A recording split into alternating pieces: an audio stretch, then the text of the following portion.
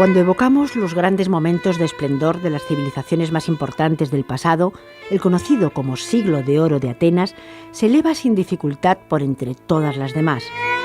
El legado de aquella deslumbrante Grecia clásica sigue teniendo todavía en la actualidad un valor incalculable.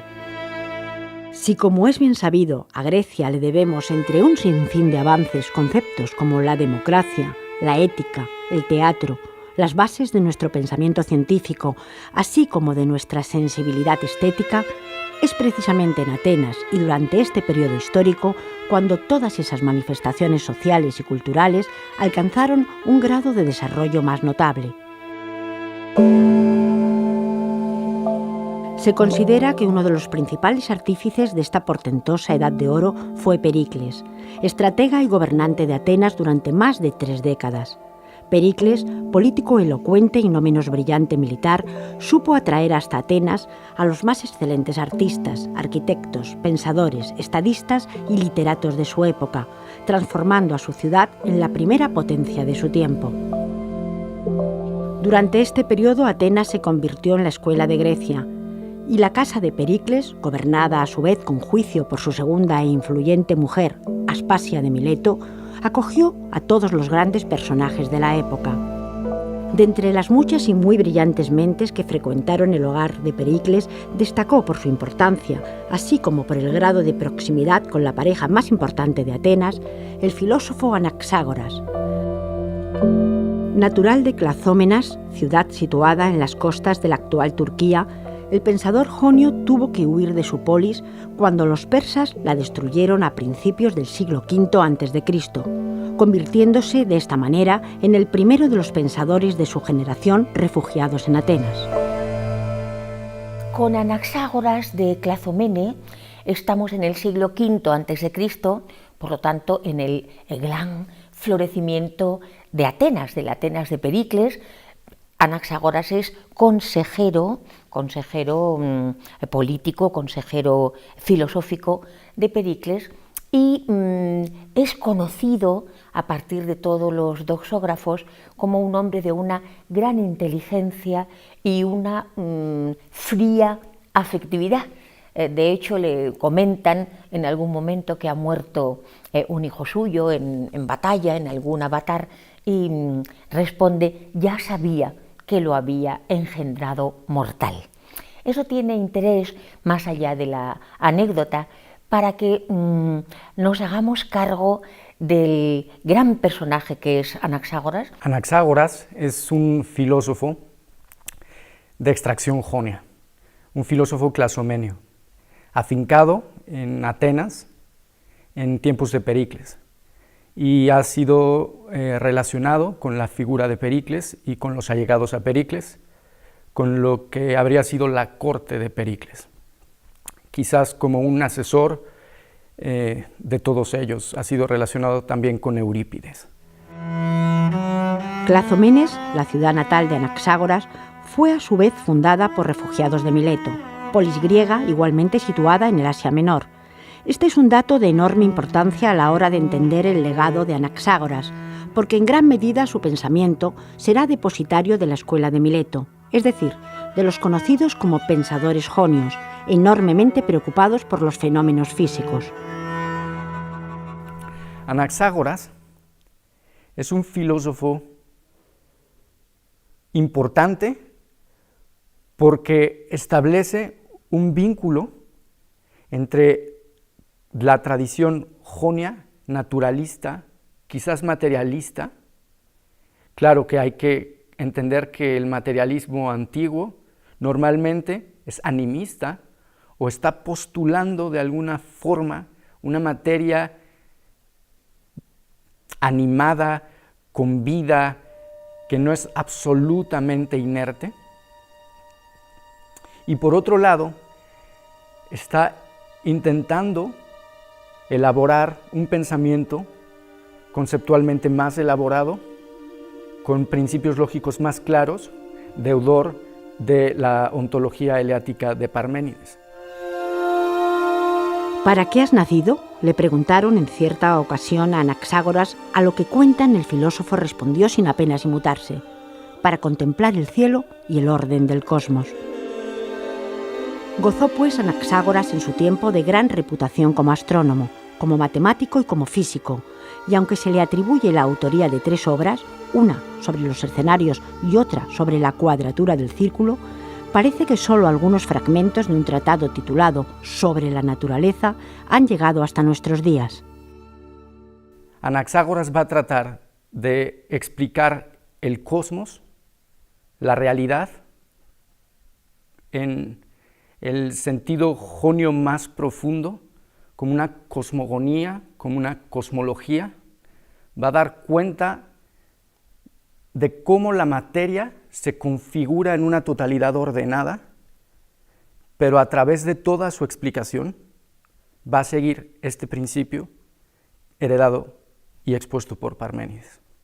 La cosa no es sencilla, porque cuando uno tiene que dar cuenta de la totalidad de lo real, de toda esa diversidad, de las particularidades fenoménicas, de toda la diferencia que hay en la realidad, normalmente tiene que establecer distinciones que, al menos en el plano del discurso, parecen postular el no ser.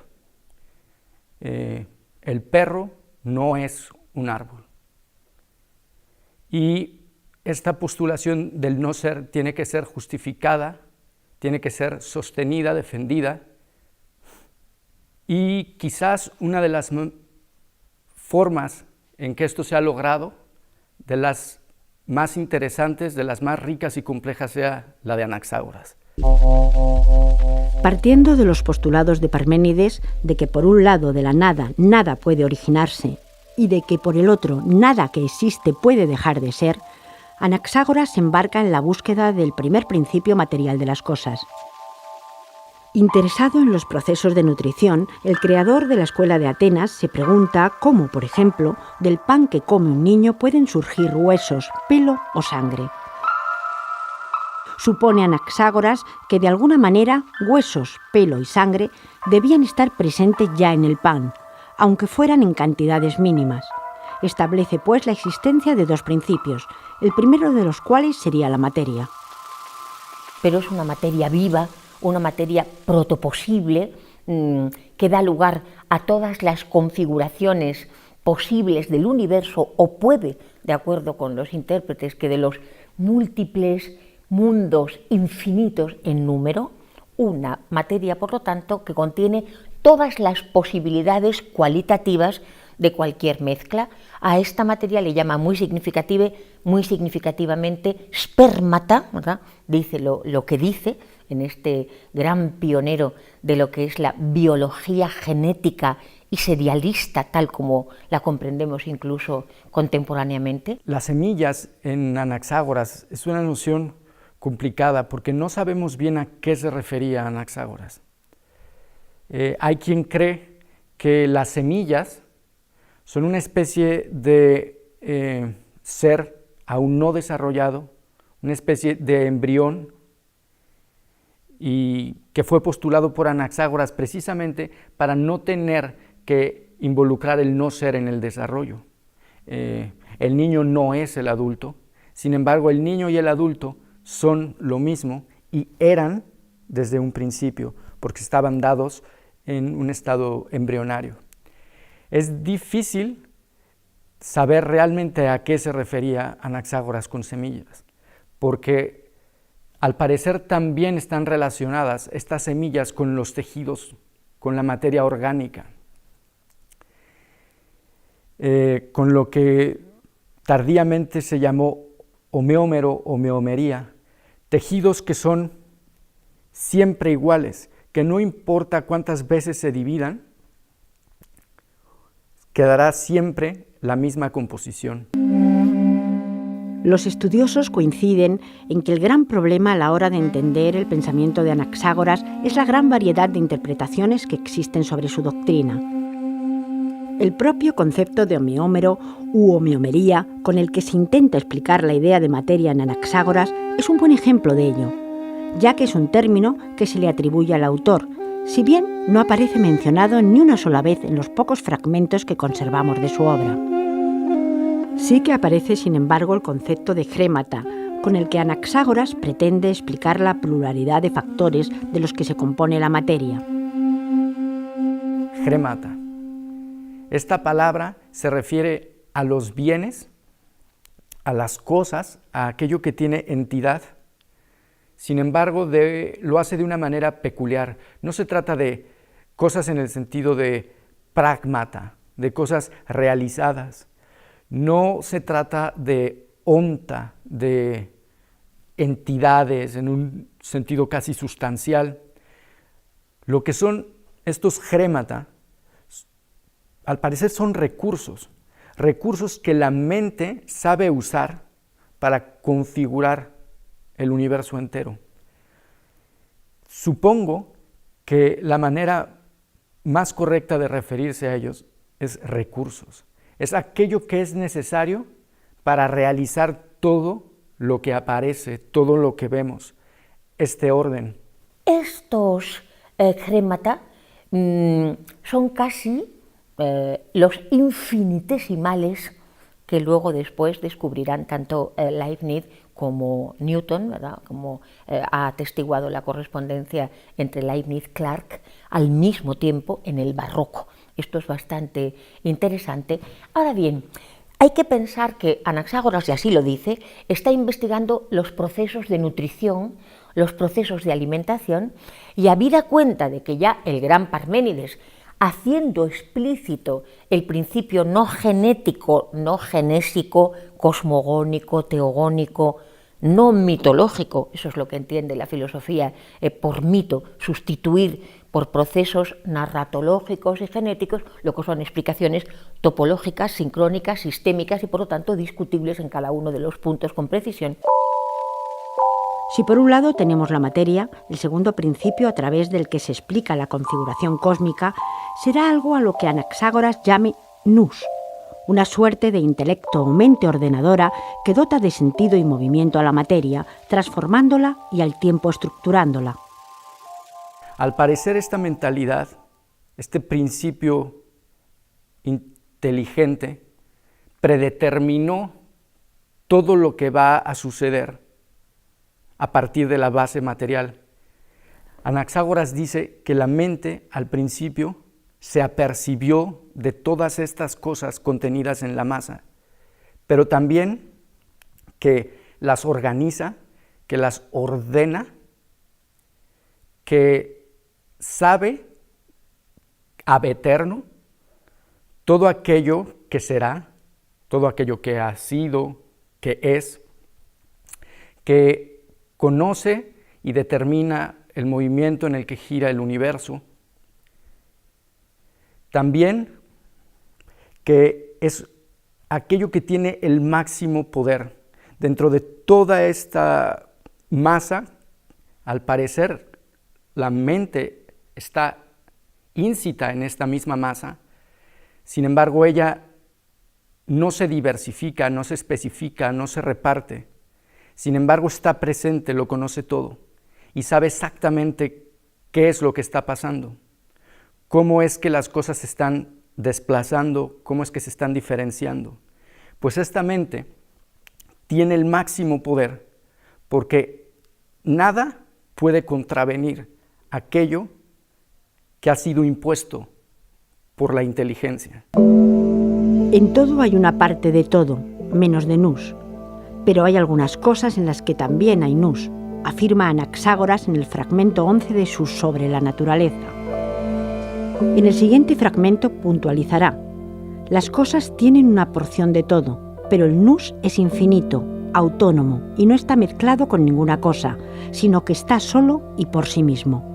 Y es que si no existiera por sí mismo, sino que existiera mezclado con alguna otra cosa, tendría una parte de todas las cosas. Caso de estar mezclado con alguna, pues en todo hay una porción de todo. Este noein nosotros lo traducimos por pensar, este nous, lo traducimos por pensar. Sin embargo, mucho cuidado, porque a partir de Descartes, por pensamiento entendemos el estado de conciencia psicológico de un montón de operaciones abstractas. No, este es un pensar muy restrictivo, no es imaginar, no es recordar, es una dimensión todavía profundamente misteriosa para nosotros cada vez que lo pensamos, por lo siguiente, que es lo más difícil de entender de Anaxágoras, y si no se entiende no se le hace justicia. Esta mente, esta inteligencia, este pensar, ¿en qué consiste? Dice Anaxágoras, solo él está separado. El término separado, joristón, significa adiaireton, significa indivisible. Es un límite indivisible, no tiene por lo tanto extensión. Es propiamente, en la traducción menos equívoca de las posibles, una inteligencia espiritual. No tiene extensión, no tiene materia. Si tuviera una mezcla material alguna, estaría mezclado con todo. Por lo tanto, podemos ver que en Anaxágoras hay ya un pensamiento filosófico muy rico explicativamente, y que atiende tanto a la tradición como a un pensamiento más riguroso que en algún momento cuestionó a la tradición.